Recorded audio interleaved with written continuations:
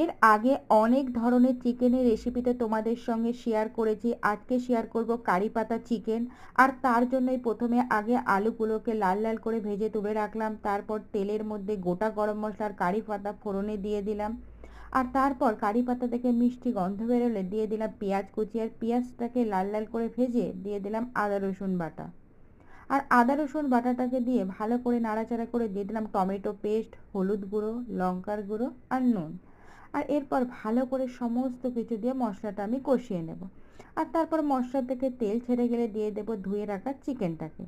আর তারপর আবারও খানিকক্ষণ ধরে চিকেনের সঙ্গে মশলাটাকে দিয়ে কষিয়ে নিতে হবে ভালো করে। আর বেশ খানিকক্ষণ কষানোর পর দিয়ে দিলাম ভেজে রাখা আলুগুলো। আর আলুগুলো দিয়ে আবারও ভালো করে চিকেনটাকে কষিয়ে নেব আমি। আর দেখো যখন চিকেন থেকে আবারও খানিকটা তেল ছেড়ে দেবে আর চিকেনটা পুরো শুকনো শুকনো হয়ে যাবে, আর আমাদের কষানো হয়েও গেছে, এবার দিয়ে দেব পরিমাণ মতো জল। আর তারপর জল দিয়ে বেশ খানিকক্ষণ সমস্ত কিছু আবারও সিদ্ধ করে নিয়ে দিয়ে দেবো